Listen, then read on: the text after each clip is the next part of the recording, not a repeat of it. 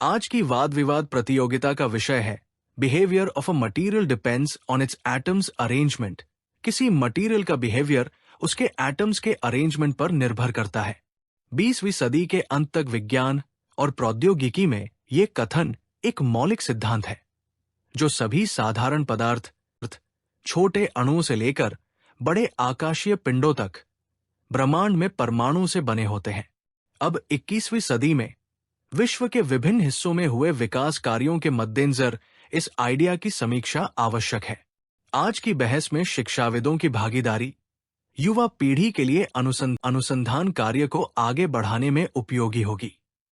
प्रिय दर्शकों, कृपया इस वाद विवाद के विषय में भाग लें और अपनी टिप्पणियां प्रस्ताव के पक्ष या विपक्ष में भेजें ताकि हम सार्वजनिक हित में निष्कर्ष निकाल सकें। इस वीडियो में प्रोफेसर महाजन ने एआई आधारित नए एआई एल्गोरिथम से स्मार्ट ज्योमेट्री की ट्रेनिंग पर नया कोर्स डिजाइन किया है। स्कूली छात्र नई स्किल्स सीखकर प्रोफेशनल करियर की शुरुआत कर सकते हैं। अधिक जानकारी के लिए शारदा प्रिंटर्स दुर्ग संपर्क करें। निम्नलिखित एआई आधारित उद्यम विकसित किए हैं और वे फ्रेंचाइज वितरण के लिए उपलब्ध हैं।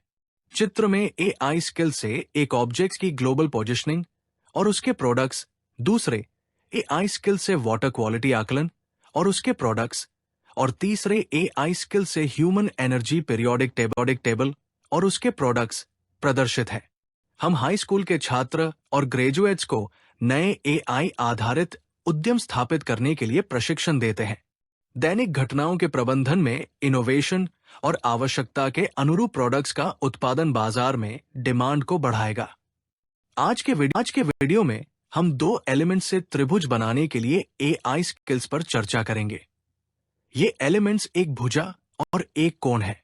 ये ज्योमेट्री के नए कॉन्सेप्ट से त्रिभुज बनाने के लिए की विधि है जो 3 एलिमेंट से त्रिभुज बनाने के 3000 साल पुराने पोस्टुलेट को बदलता है।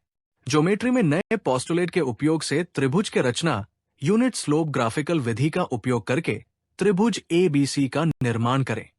यदि छोटी भुजा AB 7 है और उस पर बना कोण 73 डिग्री है। नीचे दिखाए गए कॉन्सेप्ट डायग्राम को देखें। प्रश्न का उत्तर निम्नलिखित स्टेप्स में प्राप्त किया है। उद्देश्य एक त्रिभुज ABC में BC 7 इकाई और कोण ABC 73 अंश है। त्रिभुज के सभी कोण 90 अंश से कम है। त्रिभुज का निर्माण करें। वर्तमान ज्ञान के अनुसार किसी त्रिभुज की रचना में न्यूनतम 3 एलिमेंट्स आवश्यक है। दिए हुए त्रिभुज निर्माण को पूरा करने के लिए दिए गए डेटा से अन्य भुजा BC की गणना करनी होगी। इसके लिए निम्नलिखित स्टेप्स फॉलो करने होंगे। सॉल्यूशन इस उदाहरण से त्रिभुज की रचना एक कोण और एक भुजा के मान से स्पष्ट की है। विजुअल एंगल टोपोलॉजी दर्शाती है कि त्रिभुज के सभी कोण 90 अंश से कम है। दिए गए कोण को 45 अंश के रूप में यूनिट स्लोप में व्यक्त करें, जिसमें कोण की ऑक्टेंट स्थिति को निम्नलिखित बताया गया है। कोण 73 - 45 बराबर 28, 17, 73 और 62 हो सकती है।